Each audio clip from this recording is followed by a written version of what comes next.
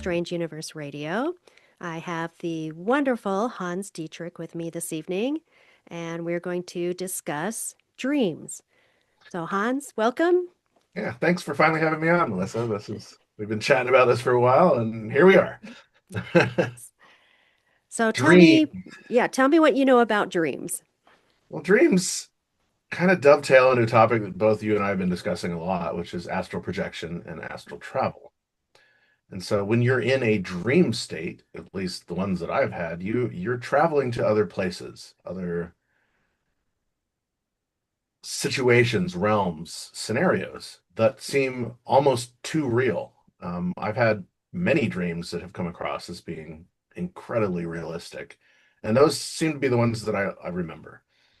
Oftentimes, people's faces come to me in like the lucid state. When your eyes are closed, you'll see like faces swirling in and out of your vision. But if I can get into a deep REM, I go into an incredible dreamscape. It's usually an adventure of some sorts. Not sure what the dream is trying to tell me at the time. I'm moving but can't find my passport, or all my stuff's fallen off of a truck and I'm trying to put it all back on the truck. I mean, stuff like this.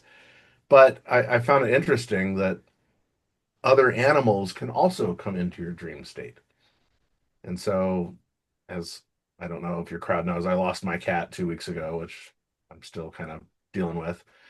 But Mimsy would come and snuggle with me and all of a sudden be in my dream, as if that connection, that contact brought her into the dream state.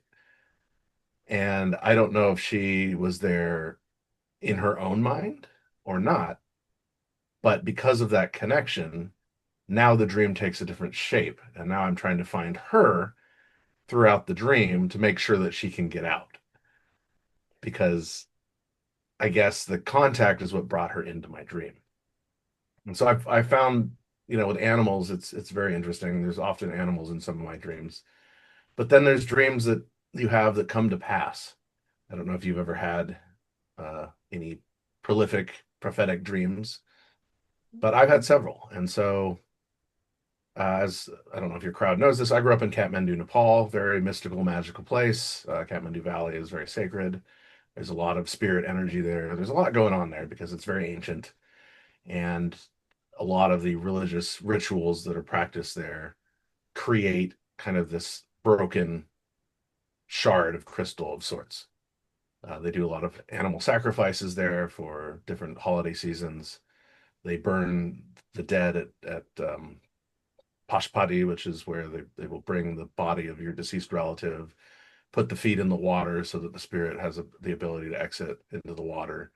And then by tradition, they're supposed to use 7 layers, which represent your 7 chakras, of wood that's older than you are, which is incredibly hard to find in Nepal because there's been so much deforestation going on there. And a lot of the wood is saw wood, which doesn't burn very well.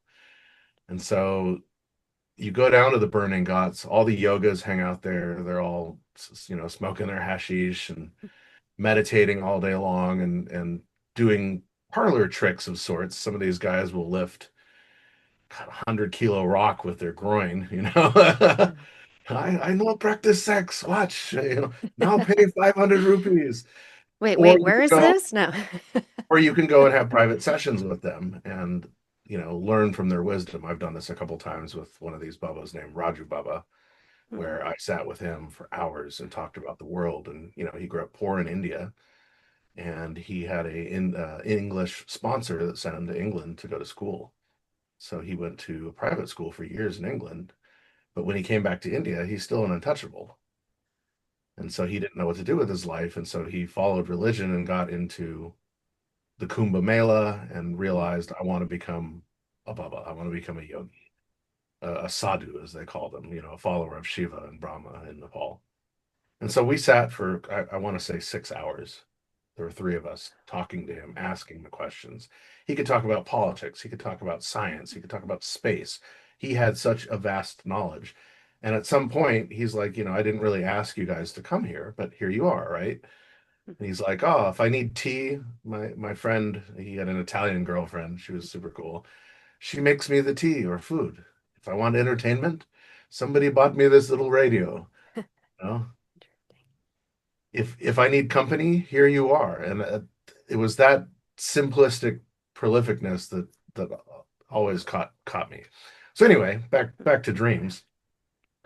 Um, During my third year of university, I was accepted to go back to Nepal for a 6-month internship while waiting for 2 months special access visa to Bhutan, where I did my thesis work on Buddhist mysticism, which I like to talk a lot about because it overlaps a lot of these topics. And right before I left to go back to Nepal, I had a dream that stuck out to me. I don't often see people's faces in dreams, but I know who they are by how they feel, their aura, their energy. And I was in a very familiar place. The lighting was familiar. The music in the background, although muffled in the dream, was familiar. And I was sitting at a table with 6 or 8 people that were incredibly familiar to me. And the dream didn't last very long, at least to my knowledge. But while we're all in the middle of a conversation, the door to where we're at opens up, and my ex-girlfriend, I'll leave her name out, walks through the door. Well, I can't leave her name out because it's part of the story. Anyway, she walks through the door. Carolina was her name. And I woke up. So several months later, I'm in Nepal. We're hanging out with this kid named Ozzy David. His father was there on a civil engineering contract, and he'd never been to Nepal in his life. He knew nobody there. He had met up in Tamil, which is the tourist area where everybody goes and hangs out, with a bunch of the alumni from Lincoln School, the school I went to, and a bunch of the students. And so he was hanging out and familiarizing himself with all of them. But he was leaving the following Monday to go back to Australia because he was there on his summer vacation, which is our winter vacation because everything's backward in Australia. Right. The upside down land, Upside mate. down, yes. And I'm hanging out with some of my classmates and some of the kids that were older than I was, that graduated before I did, basically. And we're like, well, what are we going to do for Mike? Or David? He's leaving on Monday, and it's Friday afternoon. It's like, well, Saturday, let's all go to the reggae pub. Oh, great! I haven't been there in years. So the reggae pub's in the middle of Tamil. It's on the third floor of a building, and it's interesting because you go to a lot of pubs, they'll serve you popcorn with your drinks, so you have something to eat. Here in the States, you're required by law to have 5 foods on your menu that are not popcorn, peanuts, and they have to be Right. sustainable food during the course of the business hours that you're serving alcohol. You're required by law to have at least 5 items on your menu. A lot of places skirt around that, but it is what it is. Yeah. Um, so we're all sitting around this table, and I start getting chicken skin, goosebumps, like the feeling of, I kind of call it a deja vu moment. Right. I get a very sharp smell in my nose. It almost smells like fingernail polish or ozone. It's like incredibly sharp. And then I have a full body rush. Like like a whole nervous system just like ticks off. And I'm like, whoa, I've been here before. And I started realizing, okay, the lighting in Reggae Pub is very familiar to me. So is the music. So are the people that I'm hanging out with. This is almost as if I'm in my dream. And Ozzy David is sitting next to me, and he turns to me and he's like, Hans, you've been here, your whole life. Well, not really, a good chunk of it. He's like, you know everybody at Lincoln School. Well, not really. I haven't gone to school there for 3 years. So, a lot of the kids there are new, but a lot of the kids there now that are seniors and in high school, I used to tutor when I was in high school. I would tutor them at a young age. And he stops and he's like, did you ever know Carolina? Wow. And my mouth hit the table. It was as if she walked through the door. I'm like, here's this kid from Australia. He's never been to Nepal in his life. How in the hell does he know my ex-girlfriend from high school? How? Wow. What are the odds of this? I mean, this is, you know, 300 billion to one kind of odds. I mean, Right. Wow. just Yeah. incredible odds. And I'm like, how do you know Carolina? And he says, well, I'm half Dominican Republic and Australian, and she was half Dominican and British. And both of their Ah, parents had worked on a civil engineering project in Niagara Falls, Canada. And wow. so he went to school with her younger brother. And I was blown away with this because here is my dream literally coming to pass. Not 100%, but Pretty darn close, right? pretty darn close. And Wow. And I've often wondered what is it that we bring into or take away from dreams? mm, And so when I was younger, I used to dream about my grandfather's property, which, outside of Portland here, it's on the Columbia River. I'm sure it used to be an old Native American trading post around the property because they found all sorts of artifacts on the property. And they built the 205 bridge going from Vancouver to Portland on my grandfather's property. Never paid him. hey, We're just reclaiming 2 acres of your property to build part of this right. bridge. And so they did. But I would always have dreams about the house that he built because my cousins were often tricksters of their own, and we do summer vacation campouts on the property. I mean, it was 13 acres, and so we'd all put our bedding out and sleep under the stars and make Right. marshmallows. And they'd play jokes on, oh, Bloody Mary's in the basement. She's gonna get you. Right. And the basement was all solid glass windows, but you couldn't see into it at night, so you had no Hmm. idea. And it was kind of spooky. Well, my grandmother is also buried on the property.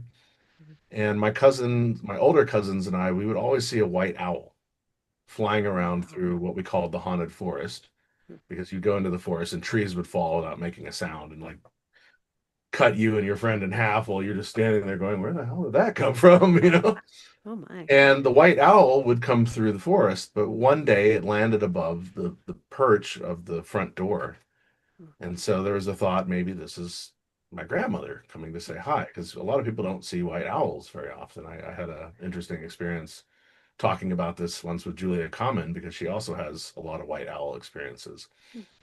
And so the white owl is one of these symbols that ends up in dreams. And this is why I want to research more into Ah. dream symbology of what specific symbols and Hmm. contexts mean. But I would always have these dreams. Describing my granddad's house is crazy because I would always sleep in the basement, which is where Bloody Mary hung out, right? And it was huge. It was this Was huge just coming to basement. get you. Yes. It had a huge brick fireplace that connected to the Hmm. fireplace upstairs. I mean, it was a beautiful house that my grandfather built. Um, but at the end where I would sleep, I had my little setup back there. It was like a couch that unfolded, and there were these two post pictures of I guess they were paintings of my great grandparents on my granddad's side. So the Oh, great. Scots Irish side of my Yay. family because my grandmother was Dutch, and they're during that era where nobody smiled. Right. They were very stoic, very stern. Yes. And Yes. I can't anywhere do you it. are, anywhere you are in the room, they're watching you. And it was the creepiest thing. Those paintings would follow you everywhere in that room. And my cousin Keel and I would freak out. Wow. And so I'd have dreams that there were other rooms in the house that connected to portals. And one of them connected to a building that had a band room. And it always connected into the elevator shaft, which I think is interesting because in Hmm. the movie Inception, this is how he goes, or Cobb goes through the different dimensions in his own mind, is using the elevator. And Right. so it always ended up there was a secret spot in the elevator that I could remove a panel and I'd be in the elevator. And then I'd either be in a building somewhere, I don't know what the building was, or the other end of the portal was a warehouse in downtown Portland, which I didn't realize ended up becoming Salmon Street Studios. And so I started having these visions in between that. And I got chased through a dream by three entities. They were trying to find me and kill me. I don't know exactly what their intention was, but they were armed. I called them the three vampires because that's what they felt like that Wow. to me. And I got to a place where I had to escape. And so I made it back to the elevator shaft.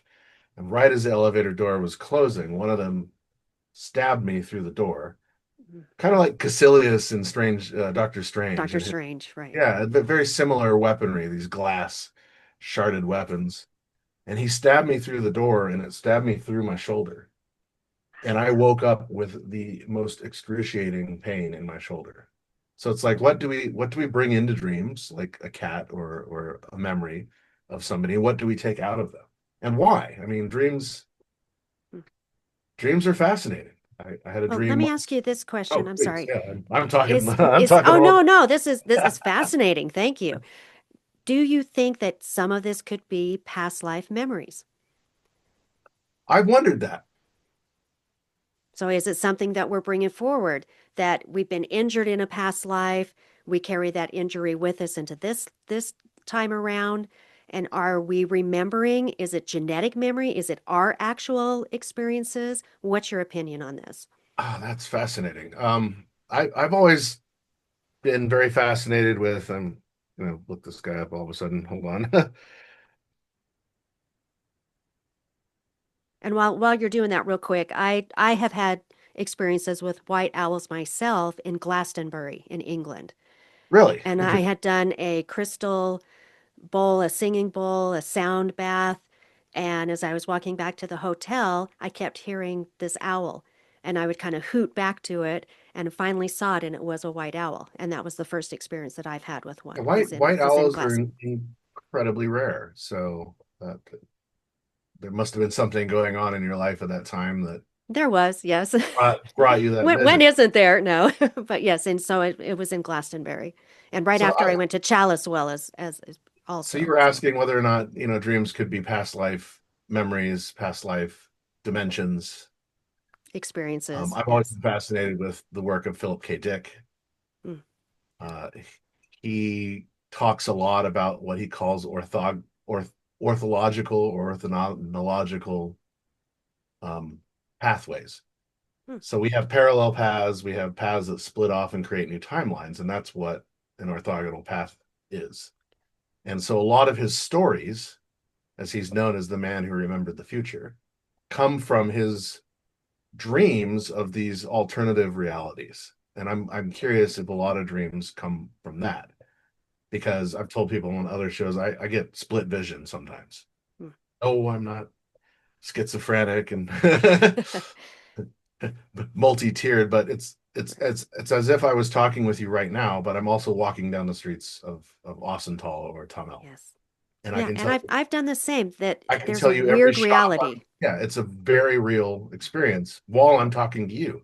It's like it's almost a split vision, Mm, but it's in here, and it's like I can tell you what store I'm walking by, what's on the signboard of the store, who's standing outside of it smoking a cigarette, the right. guy whipping his buffalo going by. I mean, it's that realistic. And so So it's a I bilocation, basically, is what you're right. saying. And so that's interesting because that gets into a lot of my studies in astral projection and astral travel. You get into characters like Shiva. Shiva was known to be able to bilocate instantly. So was Milarepa. They would go into these deep states of trance, and as shaman would go there, like Terence McKenna would always say, the shaman goes into the past and the future and bring back, the technology that we need to survive the present. And I think a lot of the ancient ascetics were doing this also. And this is dream state. They're using, psychotropic elements, psychedelic elements, meditation, deep states of trance to go into these transcendental um, experiences. Thanks. Where today, we got the fast track and all of the drugs you possibly would ever want. Right. But it is interesting that of the receivers that we have in our brain, very similar to Om Mani Padme Hum, which is a chant that the Buddhists will say. Om Mani Padme Hum literally means the sacred flower in the lotus, okay, or the jewel within the sacred flower of the lotus. Well, this is a reference to your pineal gland and your crown Mm, chakra. So your pineal gland releases trace amounts of dimethyltryptamine, DMT. And this is what our dream states form from. When we go into mm, deep states of REM, we are experiencing a very mellow, mild state of transcendental consciousness coming from our own pineal glands. mm. Not to get too controversial, but obviously the powers that be Yeah. want to calcify our pineal Right. glands Right. through fluoride and all these incredibly destructive chemicals that are on all of our food and in our water and just about anywhere you can turn these days. But in the ancient past, we were more clairvoyant. I believe this. Yeah. And this is I why we would get remember. messages from the future, messages from the past, messages from other entities talking about disclosure of sorts. And with that in mind, I do think that dreams could be an element of past life experience. You ever had an incredibly intense massage and you start remembering things that you've never remembered before? So not Mm-hmm. only did I have the memories, but I was having these memories during a massage therapy session. And my friend Zoe, she was massaging me and she's like, "Wow, you were an ancient Roman warrior in the past." And I'm like, "Well, that's weird that you say that because that's literally what I'm envisioning right now while you're people's elbow into my shoulder." Right. So it's Interesting. almost as if there's some sort of spike that's coming off of you that other Mm-hmm. people are experiencing around you. And Oh, so our thoughts are very creative, but can also be very destructive, and so can dreams. oh yeah. So we internalize something, but we don't realize that we're actually externalizing it um, in Right. different ways. Interesting. And And do you so think it is our subconscious trying to bring it to our conscious so that it's, something that we should know or experience, but we're blocking it consciously from our subconscious? that's a really good question. I just curious Our about that. eyes only see at like 200 dpi. But we don't really have the best eyes in the world, even though we have these amazing new high definition TVs. But Right. That drive me none of crazy because they look none of so that. weird. Oh, it Yeah. just it looks like you're standing on the film set. It's like Right. Yeah. none of this looks real. That's why I don't like high def stuff. Yeah. Different reality. Yes. But dreams can also be like that. And when I was in high school, creative writing class, I wrote a short story called "The Shards of Time," Hmm, which is I like similar that. to Sands of Time, but Sands of time. Yes. shards of time. And in it, I described that in my dreams, sometimes it's like you're in a whirlwind of shards of glass. Hmm, And each shard of glass is a mirror reflecting a memory that you've had in your life. And hmm, as you float through that shard, you relive that memory. But the further down the spiral you go, the smaller and smaller and smaller the pieces of glass get because our memory just doesn't remember them all. So, getting back to our eyes, we only see 200 dpi, but our brain only processes about 50,000 pictures a day. Well, we see over, more than 5 million screenshots in our mind a day hmm, that our brain is not processing. And so, through my mitochondrial DNA and other aspects similar to this, do we bring residual memories from our past into our present state through the dream? hmm. If that answers your question. It does. Yeah. Very possible. And going kind of along those lines of what we see each day, quite often I will see in my dream what I saw throughout the day. So But you how, don't remember it. It's like but I you're don't remember it. Yeah, correct. I, it's like I you're it's rarely like you're remember process my dreams. it's like you're processing it. Right. It's like, okay, something happened. I don't know what to do with it. So I just kind of compartmentalize it over here. And then in my dreams, I So I finish it or resolve it, I guess is the best way to put that. maybe an interesting way of looking at it is from a film director's point of view. Okay. Okay, you got your sound, right? Mm-hmm. You've got your Right. camera, Right. but your brain is the editing room. Hmm. Okay. So we Huh. record hours and hours and hours and hours of footage, but our brain cuts it down into a specific memory. Right. And if it Hmm. doesn't, what's left over on the cutting room floor becomes our dreams. Ah, okay. I like In a that. sense, this is just Right. In a sense. No, my, yeah, my, that's my that's opinion on this. Yeah. correct. Wow. Hmm. Fascinating. Is there a chance, if you believe in time travel, Hmm. do our future selves give us messages through our dreams? It's interesting that you asked that because I've had an experience of this, and I actually wrote it down when I was in my creative writing class. Hmm. I was visited in a dream by myself, Yeah. but it was myself from around this time period. Hmm. And something traumatic had happened in my life, and I sent that message back through the chords of time to my younger self to warn me of specific events. Because if you know of the trap is already sprung, right? Yeah. If you know how the future is going to unfold, it's not going to unfold that way.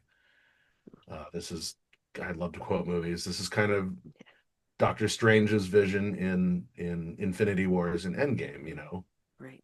Mantis looks over and is like, "Your friends act a little weird. Does he always do this all the Yeah, he's time?" doing all the, yeah. He's going There's through millions all the and millions. millions, Oh yeah, correct, right. Yeah. millions of possibilities of outcomes. And Tony Stark asks him, "Well, in any of them do we win?" And he says, "One." So in Endgame, when they come back to that whole reality, and Doctor Strange and Tony Stark are still having this engagement, and Tony says, "Well, how does this play out?" And Doctor Strange says, "If I tell you, it won't happen." Right. And of course, what he can't tell him, spoiler alert, is that Iron Man's going to die. He's gonna die, But right. it's He the can't only he can't tell him that because he would change that. it's the Yeah. only way to change, Thanos's Infinity War initiative. It's the only way to change it is if Tony Stark dies. Dies. Right. So, And that's kind of like saying, oh, we'll just go back and kill Hitler. Well, no, the next day there would be and Schmittler. There would be somebody yeah, else because it would just be somebody else. he'd have an even dirtier mustache. Exactly. That's right. But I've Fascinating. often found that interesting because I haven't figured out when I go back to myself in my past to warn me of the future event. Hmm. And And has that future event happened yet? Or is it no, still somewhere in the future? Oh, so it's still coming. it's still coming. So that's why I'm curious when all this unfolds. It's sometime around now from what I gather, but it Hmm. could be 10 years in the future. It could be 6 years ago, and I didn't even remember, Interesting. when I was going through a lot of crazy stuff then. Hmm. But I do remember from when I was a kid exactly what was conveyed to me. Hmm. And so I've structured my life around avoiding Hmm. that outcome, that possibility. Interesting. So Fascinating. Wow. yeah, I'm sure they're, and the Tulku monks and lamas in Tibet were doing this as well. They would send themselves to themselves in the past, present, and future. And this was kind of their clairvoyance.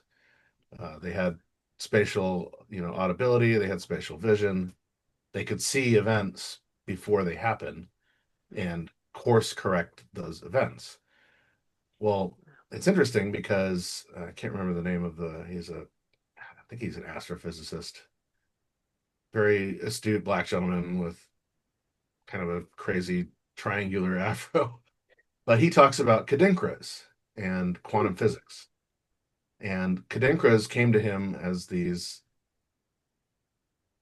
visual symbols of how quantum mechanics and quantum physics work. And so he started applying the mathematics behind these visual symbols into his own quantum physics reports and started realizing that underneath all of what he was researching, there was a 0011000011 binary pattern. And the code that he discovered is what we use, in AI and the internet today to self-correct. So are we living in a simulation? Is all of this Right. Is it a matrix or a is it simulation? a, Right. is it a Right. simulation? And matrix, the word matrix is interesting because to the ancient Greeks, it meant womb.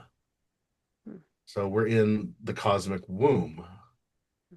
But is it in here? Is it something that we're all co-creating? Hmm. You can lift the veil or you can close it off. And I mean, so many people around me, I I see a lot of people as what we call in video game world non-player characters. Mm. They're just there to advance the plot. I mean, they have no other purpose, and it's like, well, what about the rest of us that feel like we do Right. have purpose, right? Right. They don't advance the plot. They are just there to waste our time, in my opinion. Well, That that's there are counter intention, otherwise we would absolutely rule the world. They just take up our time. They're villains. or not. They're just numb characters. All they want to do is sit around eating Cheetos and watching movies all day, and it's like there's more to life than just succumbing to bread and circus. It's like go out and do something. Go, I used to look at my upbringing in Nepal as very much a gift and a curse. Why? Well, the gift was I grew up in Nepal and I got to see the Right. world as a third culture kid, born to one culture, raised in a second culture, and through that experiencing multiculturalism. I've traveled to 28 countries. I've seen the world. But the curse was returning back here and having reverse culture shock where I couldn't tell my stories to anybody Mm. because they hadn't invented the internet. We didn't have armchair tourists at that point. And so Mm. people wanted to talk about sports that I could care less about or politics that I could care less about because I'd been through all that living in Asia in rapid fire. It's like I want to talk about travel, let's talk about the world. There's amazing places to go see and do and Egypt, Peru, all these ancient sites and civilizations and nobody had interest. Now people have interest because we have, movies and armchair tourism, but back in the day it was just no interest. And I felt there was a lot of jealousy. Oh, you got to do whatever you wanted and travel and go wherever you wanted. I'm like, it wasn't like that at all. It just happened to, be how my life was structured. But you have the ability to do that. Everybody does. My good friend Mad Dog, he and three of my other friends are like, we're going to go to Nepal and Thailand and all over and see the things that you always talk about, but we don't know how we're going to get there because the work that we're doing can't really afford it. So they all quit smoking, they all quit drinking for months. So they could save up the money that they would spend on cigarettes and booze to actually buy a cheap plane ticket Mm. and accommodations and go do it. And they did. And I was very That's that's amazing. like, That's if you have the incredible. willpower, you can make it happen. That's right. Can manifest anything if you really put your mind to it. And that has always stuck with me because I have a hard time manifesting things. Because it was always in front of me, I Yeah. didn't need to manifest it. And now it's like I feel like I want to travel again. I got to manifest this. There's Mm. certain elements. I always thought it was strange going to art school because I wanted to be a comic book artist. Oh, wow. I was an illustrator. I love drawing stories and writing stories and creating them in art. And so all of my portfolio was around that Mm. because except my AP art class my senior year, we had to create something from every genre of or medium of art. And then sadly, in order to get our grade, we had to go behind the building and burn all of it, destroy it. Oh, wow. We didn't know this. Wow. We could photo it for our portfolio and then we had to destroy all of it because Mm. my art teacher was trying to teach us, get used to losing art. Mm. Don't become Right. attached to your creations. The right. Compassionate detachment, Do basically, is the not word. become Yeah. attached because then you'll never want to sell it. You'll never want to get rid of it. You'll Wow. never. Mm. And Mm. so it's a tough lesson to learn. I've lost 5, 6 incredible hard drives of work I'll never see again. They're Wow. gone. I've tried, but it's gone. I've got a Interesting. portfolio piece of it, but it's gone. But I found it funny growing up in Nepal that I wanted to be a comic book artist. So when I showed my portfolio to the schools that I was going around to, they scratched their heads. They're like, "Why are you grew up in Nepal, but you're showing us comic book stuff?" I'm like, "Because I want to become a comic book illustrator. This is what I'm good at." Mm. They're like, "Well, why aren't you drawing pictures of the temples and the street scenes and all this stuff around it?" I'm like, "Because that doesn't interest me. I Right. see And it. those exist. You wanted to come You up with stories do and you walk by McDonald's and yeah. Starbucks and take a photo or a selfie of you in front of it or Right. draw a picture of McDonald's? No, because you see it Right. every day. And to me, that was the temples or the buffalo carts or Mm. that was every day. Interesting. I was Yeah. so used to it, that wasn't what I wanted to do. But I've thought a lot about that recently, and I'm like, I should have. Hmm. drawn a lot of that stuff growing up that I didn't, because that would always familiarize myself with my upbringing. Right. So a bit of a Hmm. gift and a curse. But everybody can have the gift. That's what I'm saying. Everybody can Hmm. have the ability to just stop, drop, and roll, get on a plane, and Yeah. go somewhere. Go see Yeah. something different. And don't go just to the tourist areas. I No, love getting off the beaten path. I love going and talking to shamans, the holy men. Uh, you know, go where the tourists don't go. I like being with just the everyday people.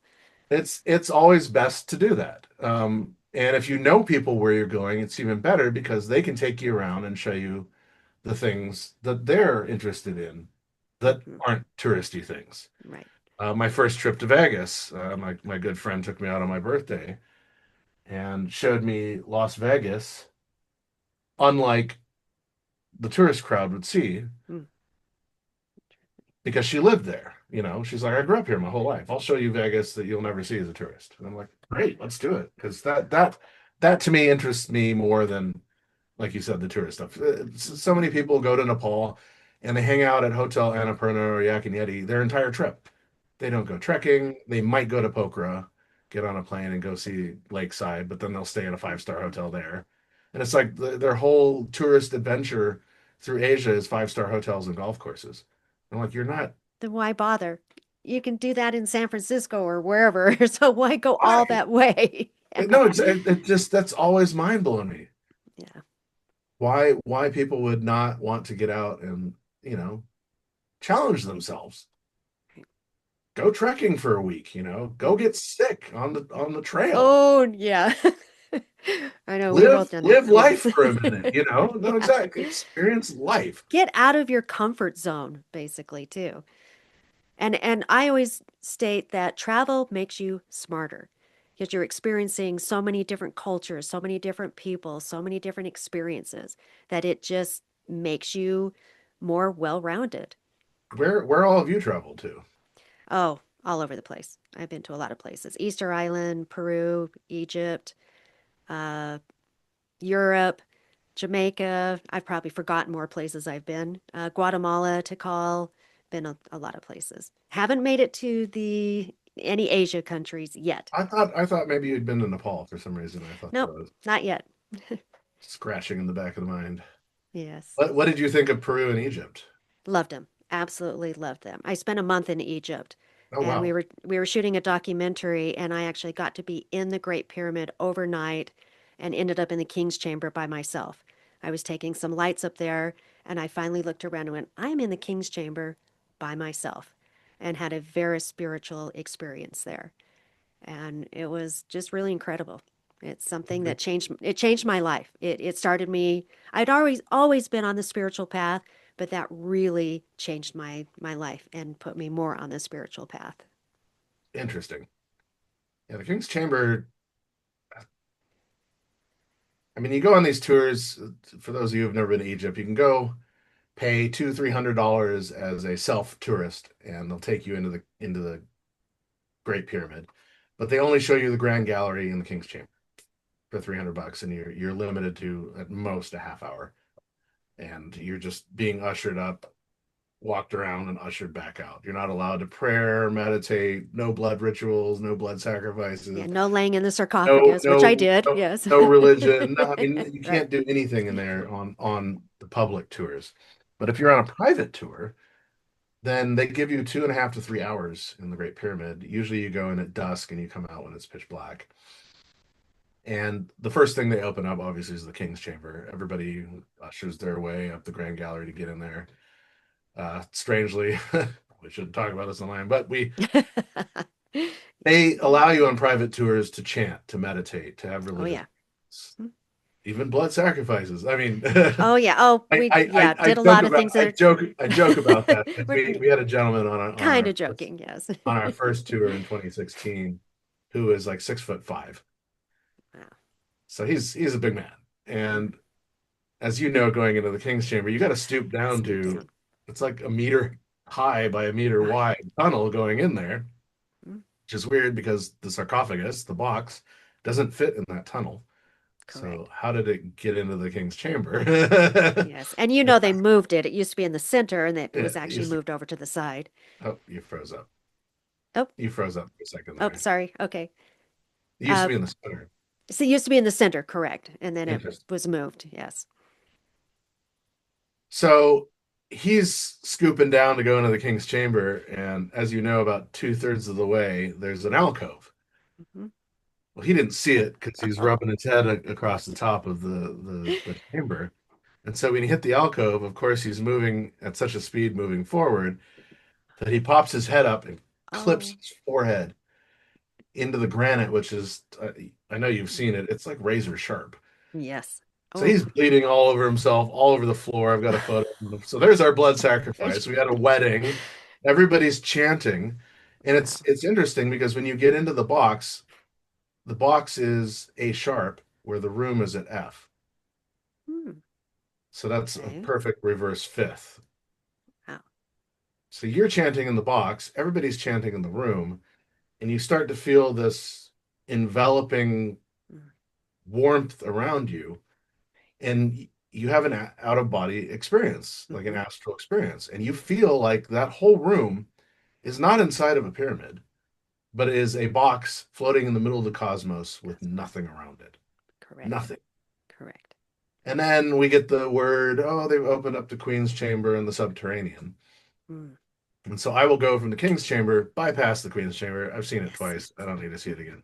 No, you're I supposed to will start go, in the pit. I You're know, supposed to I will go all start. the way, but they don't do that on the private tours. They open them up last. So I will blast off. I'll have an out of body experience in the King's Chamber, Mm.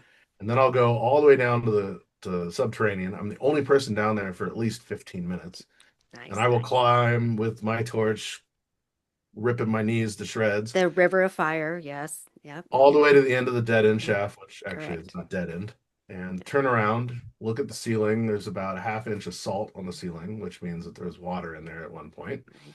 Right. and people graffitied their names in the salt. I'll turn Mm-hmm. out my torch. I'll do a little bit of chanting or toning, and then I'll go completely silent. And it's interesting because it's not completely silent. It is the loudest void you've ever been in, but you're physically not hearing anything. It's completely silent down there. You're hearing your body buzzing.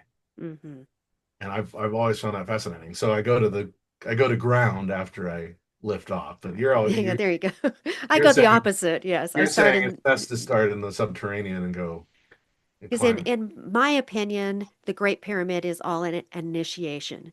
So you have to start in hell before you reach heaven. So you start in the pit, which is hell. The grounding, you have to kind of get your way around so you don't fall into the big hole.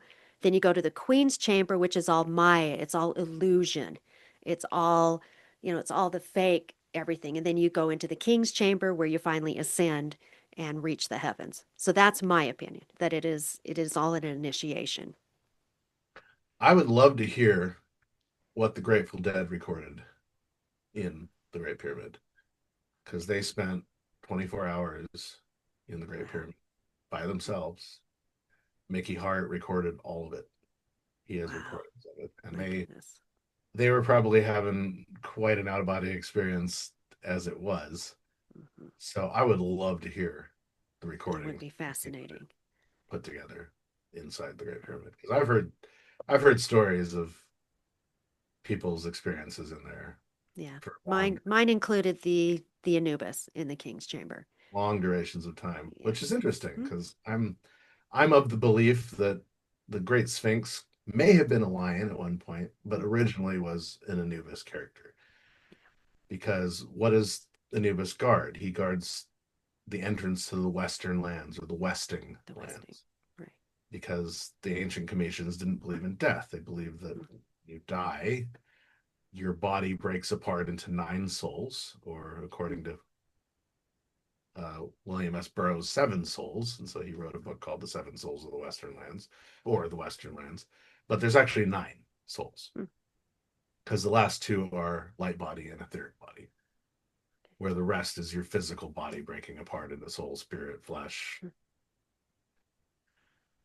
And All this happens while you're crossing the Duat, which is the River of Souls, which is what Anubis guards, okay, into the Westing lands. Mhm. Well, if you look at Giza and you look at where the Sphinx is sitting, the Sphinx looks due east where the sun rises. And so when the sun wests, it sets behind the pyramids Mhm. in the middle of the Okay. Sahara. And Right. there are not three pyramids on top of the Giza plateau. There are actually nine. Right. So these are your nine souls, your three major souls, your Ka, your Ba, and I can't, the other one's spacing me, and Ib, which is your heart. So those are the three Mhm. major shackles that you release, while the rest is your flesh, different forms of this, that, and the other. But your physical body, your Ka, your spiritual body, your Ba, and Uh-huh. Ib, your heart, which Mhm. you have to weigh against the weight of a feather Right. to see whether or not you reach the ninth soul. Mhm. Otherwise, you have to come back and do it all over again. Yep. That's why there's seven souls and nine souls. But Anubis would be guarding the nine souls of the Westing lands, which are the pyramids right behind the Sphinx. Six. Right. So, And that was it. I heard in my mind, will you give up your life for others? And of course I said, yes. hell no. Hell no. No, I probably wouldn't have made it out. I actually had a feeling that had I not said Get yes, I out. would exactly get out. Oh, I've heard that many times. No, that I wouldn't have made it out of that building. But yes, it was like I said, it was just amazing. Okay, so back to dreams. I mean, this is just that's amazingly that's fascinating to me. that's where I was kind of segueing to. It's like, Yeah, so at what point in our ancient past did our dreams tell us of these initiations, of these, right. spiritual bondings and spiritual breakings? Because you look at somebody like Tesla, Mm, he didn't have an engineering degree, he didn't have, right. an electrical degree, but he understood all this stuff Right. to the fascinating level, to where he would envision in a lucid dream state what he wanted to build. He knew the end result of what he wanted to build, and he would reverse engineer it in that lucid dream state Right. to its initial essence. And so, what is he being told or taught here? He's given the vision of the end result, and now he has to reverse engineer it to where he would start. And that, in essence, is part of the dream state. Mm-hmm. It's like, what are we putting into the dream, and what are we taking away from it? Anyway, you were Right. you were going to ask a question Oh around no, just going back to fascinating here. dreams. Well, also, you as an artist, has any of your dreams influenced your art? Has it influenced any of your drawing, your music, your graphic design? For sure. So I've had some trauma in my past. I went through the revolution in Kathmandu Mm, in 1990, 91, 90, wow. and I watched some pretty horrific things happen before they called a full city curfew, shoot to kill. If you're out on the streets or on your rooftop or your lights are on after 9 o'clock at night, you couldn't get food, you couldn't get water. They shut off most of the water in Kathmandu. Mm, So it was basically they're trying to starve us out so that we don't revolt, in a sense. wow. And eventually they opened shops up so people could get meat and food. And then the government called off the curfew. But prior to the curfew, all the students revolted against the royal family and the panchayat monarchy government system. And they were all shot dead in the street, a lot of them. And so that had a hard reflection on me. I won't go deeper into it, but a lot of things happened around that just kept coming back around. And when I was in college, I started having these dreams of a character. And I've drawn him down. He's bald. He's wearing a long gown, and he has not like a scythe, but some sort of staff of sorts, a wizard. I would put it. And I would be in the middle of a very prolific dream, and it was as if somebody took the curtain and pulled it aside. And here's this man standing, and there's a symbol behind him. And this happened 13 times. So I would wake up and draw down the symbols, and they're very alien looking symbols. Um, I think I was on Bernie's show once, Crypto Alchemist, and I displayed what they looked like. And I thought at that time that these were messages being given to me, and I was going to tattoo them up my back. I only got one of them tattooed on my back, but the other were going to go up my spine. And then I got into a horrific car accident, and I was like, nope, I'm just leaving the one. But it's interesting that people that have looked at these symbols resonate with specific symbols. And they're like, ooh, I like that one. Well, nobody else that I'd shown it to had said, I like that one. And so actually, two of my good friends, Mad Dog and my other friend Damien, have two of the symbols tattooed on them.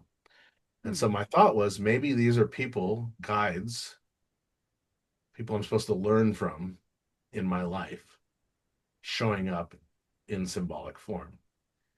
And so then I had to tell my dad, yeah, I got a lower back tattoo, and we're at the sauna at the Salty Oberoi and Hall or the Holiday Inn Plaza now, where we always would go sauna whenever he was in town. We'd always go Hmm. hang out in sauna. And I was like, Dad, I got something to tell you. And his mind went for the worst.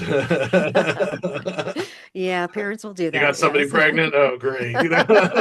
No, no, no, it's not that bad. No. You're gay? Oh, great. No, but you can edit that. But I'm like, no, Dad, I got a tattoo. And so he's like, where? And I showed him, and he's like, well, that's interesting because that resonates. It looks kind of familiar. Hmm. And so I told him the origin of the dream, and he's like, well, this is your great grandfather, Gus. Oh, He was a wow. shaman. He was a Hmm. blacksmith, which my true last name is the name of a knife maker, basically. And he was a very high degree ranking Mason, um, Hmm. as well, out of Germany. Came to the States in the 1890s, helped start the San Francisco bakery, then moved it to Juneau, Alaska, and changed the bakery name. But he was a hermit. He would live out in the woods. And when he passed, my dad was in Nepal having lunch, sitting outside up in the village, and he just looked up into the clouds and he's like, "Wow, my grandfather passed." He just knew. He just knew, and so he got a telex from the Peace Corps office in Kathmandu. Uh, Don, urgent, please come back, to home base and check in. And so he shows up in Kathmandu about a week later because it's about a week walk out of the village to, get to the main roadhead and get a bus or a truck or Donkey? No. pretty much, yeah, Yeah. oxen pulled cart, something along these lines, to get back to Kathmandu. Um, and he shows up to Peace Corps office, and the head of the Peace Corps group that he was in was like, Don, come into my office. I have something to tell you. And my dad looks at him. He's like, yeah, my grandfather passed. He said, how do you know? We just got information of this 5 days ago. And he's like, I knew. He was one of those people. Oh. And when my grandfather passed, my dad's dad, my sister and I had the exact same dream. He was sitting in his rocking chair watching baseball, and he just put the game on pause, and he turned to both of us and started telling us the do's and don'ts of life. I mean, Hmm. God, when I live in Washington, D.C., so I would have been 11 and my sister 14. And when we were told at breakfast in the morning, I looked at my sister, Liesel, and she looked at me. I said, I had a dream about this last night. And she said, so did I. And we started comparing notes, and it was like we had the exact same dream. And so, again, where does this information come from? Is it the Akashic records? Right. Is it this energy flowing throughout cosmic space and time? Dark energy, cosmic matter, fluidic energy, fluidic matter. What is the purpose of dreams, the access to dreams, and the seed of where the dream comes from? You just got a beep, or I just got a beep. I don't think it was mine. Oh, it went bloop, bloop, which usually Oh. says, oh, you have so many minutes left. But I don't know. Oh, probably. Um, so, okay, you and your sister had the exact same dream. Was it really a dream or was it a visitation? That's what I'm thinking. It was a visitation Right. because he went very peacefully. He sat down in his favorite chair and died. I mean, no pain, nothing. He just That's the way to go. If you got to go or when we go. Just checked out. And Yes. yeah. Mm. So that again, dreams that they've been very weird. I had to describe another dream that came to pass. I got mugged in a dream when I was in art school. There's a building in downtown Portland. It has a giant salmon that sticks out of it because I believe it's on Salmon Street. It's now like a high-end fish market kind of place where you can go like buy good wine and good fish stuff. But in my dream, I got pinned up against the wall because it's right there on the park blocks. And PNCA, where I went to school, used to be on the park blocks. Now it's the Museum of Art for downtown Portland. They took it over when they brought in the Imperial Tombs of China exhibit. They literally took over the entire school and said, "You guys are out. Sorry, Oh, too that's your bad. name." Bad. But I got pinned up against the wall by two guys in a bicycle when I was heading home. And in my dream, I fought my way through it and exited around the corner and left the dream.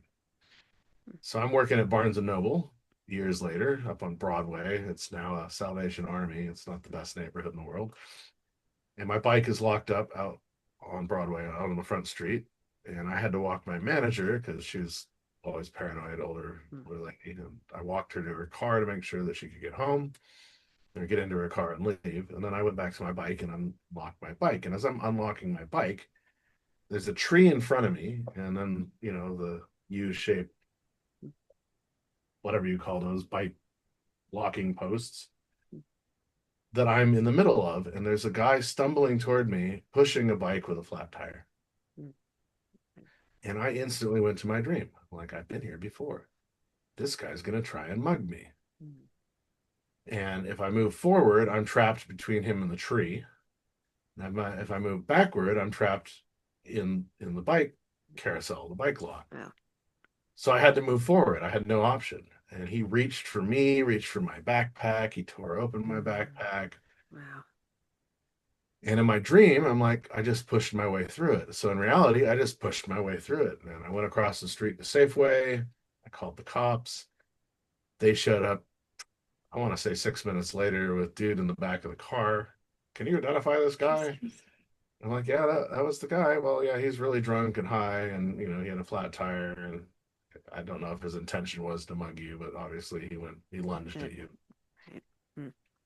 I'm like, well, how did you find him? And like, oh, we just followed the tea bags. It's out of a box. From I had your a box. backpack. I had a box of tea in my backpack, and he had ripped it open and was throwing tea bags out of the box while he walked up the street. And I was laughing. I'm like, that's comedy. But again, Wow. another prolific dream that wasn't 100% the same, but But felt it was a warning, it felt the basically. same, right? Right. So if you start remembering your dreams, everybody's like, "Man, you need to do a dream log," and I'm like, the dreams I want to remember, I remember, but the other ones I don't. So I don't need to write Yeah. every aspect of my dreams down. Mm. But it is a good practice. I've never been into diary writing or journaling. Just never sparked my fancy. I always remember it, but as you get older, you don't remember everything. Yes. But if you start to remember your dreams in vivid technicolor detail, those are the ones that are trying to tell you a message. Those are the ones you really need to pay attention to. That's Because very good advice. there's Yes. something going on there. There's something that you are receiving from the ether that's either warning you or congratulating you or setting you up for something. Pay attention to those dreams. And sometimes before I go to bed, I will ask a question that there's something I need to know in my life. Do I move somewhere, do work, whatever? And I will purposely ask a question, and it'll often be answered in my dreams. Interesting. So, where do you think that comes from? Is that from my higher self? Is it from my future self? Is it some angelic or something? Or is it just my mind? Because I never shut my mind off and I rarely sleep as You're it is. processing so much that you spark the question, right? Now the Hmm. fuse is lit. But Right. you've already answered that question in your own mind. You just haven't processed that answer yet. Oh, that's probably true. And so in the dream, it shows up as the answer. Hmm. But Okay. you've already come to that conclusion, All right. even though you haven't Haven't consciously You come haven't to that consciously conclusion. come to that conclusion. Right. Correct. Okay. I think that's kind of yeah, that where that is. Ah, man, dreams. I had Yeah, they're interesting. I had one a little over a year ago where I was back in Hawaii. I lived on Maui for a little over 2 years, and I was looking after a house, staying in a guest house at a property I'd never been to. This is in Mhm. my dream. I've never been to this Okay. property. So there's a guest house where I'm at. There's a white truck, which is very common in Hawaii, especially on Maui. Everybody owns white trucks. And they rust so quickly because of all the salt. Salt. Yeah. And then around a path through kind of jungle is the main house. And both the guest house and the main house have a wooden staircase that go down to this little tiny cove. So this is all North Shore Maui, which the waves are really torrential. This is where Jaws Mm. famously is. Not Jaws the movie Jaws, but Jaws the famous surf spot where you get, 100 150 foot swells Wow. and people are going in at midnight with their surfboards lit on fire and, Right. helicopters flying around to film it because Good heaven. oh, Wow. if That you sounds amazing. Holy if cow. you rock and roll, the volcanic rock underneath the water is going to rip you to shreds. So Mm. that's like Wow. best surfers in the world only. I mean, yeah, and a few of them have gotten pretty ripped apart. So Wow. anyway, I'm on North Shore. It's somewhere near Twin Falls area on the road to Hana. I've never been to this house in my life, and I'm in the guest house asleep in my dream, asleep, and I start hearing voices down on the beach. And I'm like, well, that's odd. This is a gated off private property. And the only way to get to that beach is either down my stairwell or down from the main house stairwell. And nobody is staying at the main house because I'm the one looking after the property. Mm. And this is the only, maybe outside of the three vampire dream, the only Inception style dream that I've really ever had. So I decided, put my gear on and go down and figure out who the hell's on the beach. Mm. And when I got down there, it was like the party stopped and everybody turned to look at me as if my projections were realizing I'm the dreamer. And it freaked me out because it was Mm. just like, whoa, you guys were all, dancing around the fire. And all of a sudden there's no fire, there's no music, and everybody's just staring at me with, you know, deadpan cold eyes. So I've Mm. never been to this property. Mm. So I went out for a sushi dinner with a friend of mine, and she had lived in Hawaii for several years. She and her ex-boyfriend were living in the jungle basically, or crashing people's properties. And I was asking her about different places that she'd been on Maui, and she started describing this exact property. I've never been there, but she'd been on this property. Mm. And I'm like, that is so weird that you bring this up because I had a dream about this property 2 months ago. Mm. And it was an Inception style dream. It was very odd. It was very obvious that the people on the property that were not supposed to be there knew that I was dreaming. That you. Wow. But the way that she described the property was almost like, tit for tat, exactly the same property that I had a vision in my dream. So again, it's like, do we share memories with each other? I mean, obviously, we're all consciously creating everything around us. When I wake up, my eyes open, I see what I see, you see what you see. But do we all see the same reality? And that's always been my wonder.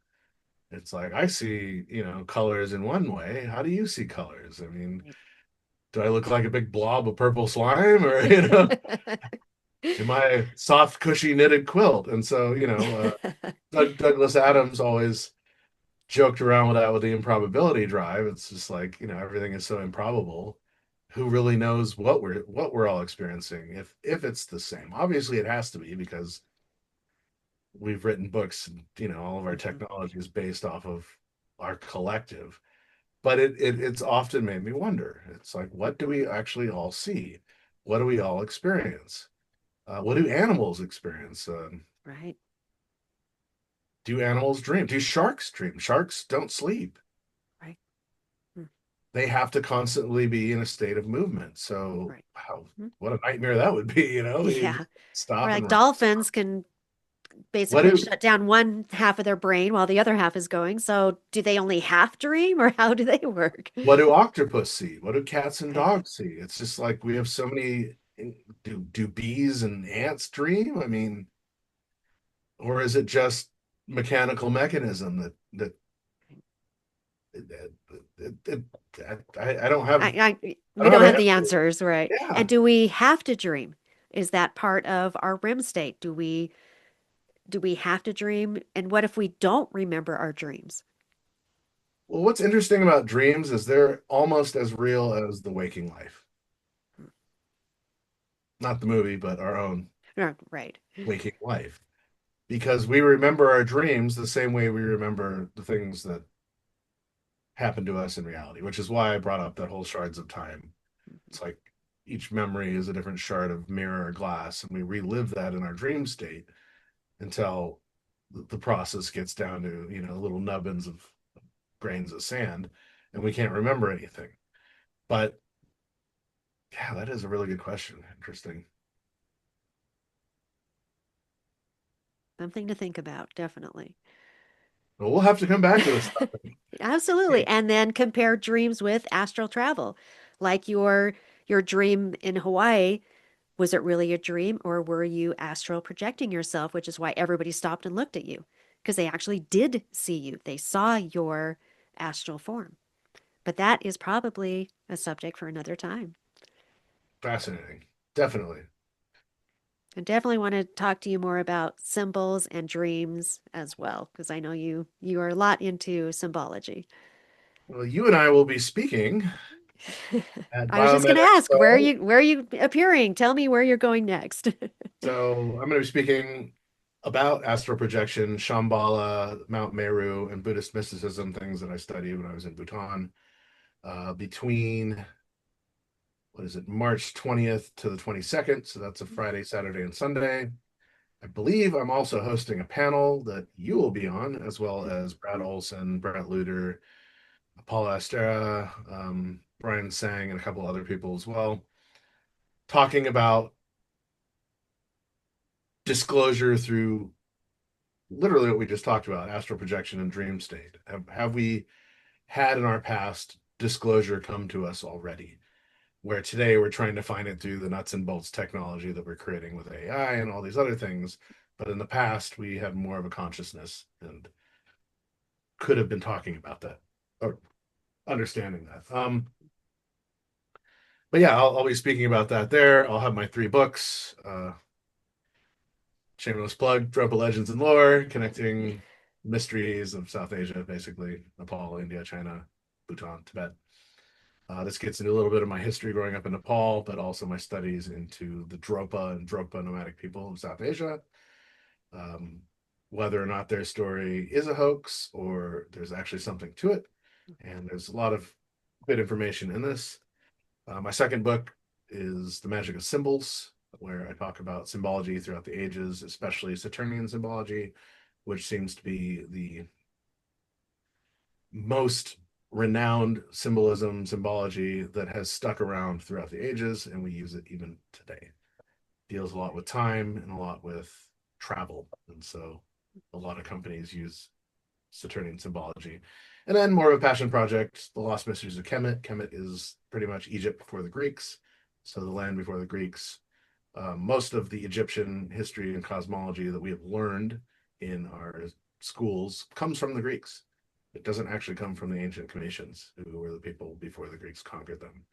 So everything that we've learned about Egypt is Greek history, not Egyptian history. So I wrote a book about this. I studied under Stephen Mailer and Patricia Iwan, Lehman, and Yusuf Iwan, and learned a lot. And I took what I learned, and I also added my own research to it. And so, a good book. All these are, they're about 180 pages at best. Kind of an introductory to the topics, but allowing the reader to enjoy them for Mhm. what they are, and then do more research. But yeah, so Alien Event Biomed Expo, March 20th to the 22nd in Los Angeles at the LAX Sonesta Hotel. It's a nice little spot. It's right there. Don't need much more. Nope, exactly. Other than that, I might be at Contact in the Desert. Walter Bosley has invited me to come down and share table space with him, and possibly even might have an ability to do a lecture there. We'll see. I- And then again, Alien Event Biomed Expo in Las Vegas. I think this year it's in October, might be toward the end of September, but that'll be at the Alexis Park Hotel, downtown Las Vegas, and should be fun. I Perfect. enjoy going to these Wonderful. events. I get to network and meet a lot of people. Wishing I was at Contact and or Conscious Life Expo this weekend, but kind of Yeah, glad I'm not. Just a lot going on. same. I didn't make it either, so same A here. lot going on in life. How about you? What are Yes. you doing this year? Same. We'll be at Alien Event, possibly the New York New Life Expo in October. Probably back at Alien Event in whether it's September or October. So that's about it. And actually going to Paracon in Philadelphia in May. And most people know that I also do paranormal investigations. And I'm very excited to Ghosts and go. ghouls. Ghosts, yes, I'm very excited to go and investigate Penhurst Asylum. So that's going Oh to be wow. a big one in May. And then Phenomicon is in Vernal, another expo that I'm going to in Oh, it's sometime in the summer. So I don't look too far ahead. It's about a month and it is about all I can do in advance. So quite a few investigations coming up as well. If you want to learn And more books. about my wonderful adventures and knowledge, you can find me at megalithic mysteries.com or megamist.com, which is megalithic mysteries short. Melissa and I are co-authoring a book together. I'm doing a segment in it on astral travel from Buddhist cultural mysticism perspective. What is the title of the book? Hitchhiker's Guide to. Hitchhiker's Guide to Astral Travel. Yeah, excellent. Yes. So there'll be And a. and thank you for he Hans is doing beautiful work for the covers of and the final two Sands of Time books as well. So thank you. He's really brilliant. And all your books are available on your website, is that correct? They're available on my website or through lulu.com because I self-publish. So you can find Dropa on lulu.com, Lost Mysteries of Kemet, and The Magic of Symbols. Um, I'm starting to open them up more now that I have an ISBN code. Thank you for helping out with that. So I can get that on Amazon and start pumping out sales. But they tend to go quick, so that's why I decided to do self-publishing. That way they're always available. Print on demand seems to be a good way to go. So, Very good. Well, wonderful. Well, thank you so much. I really appreciate all your information and look forward to some more shows with you in the future as well. of course, we need more content. Lot of Got subjects. a lot of subjects we can go over. Yes, Yes. we do. Perfect. Excellent. Well, Appreciate your time. Hans, thank Thank you. you. Yeah. Thank you so much.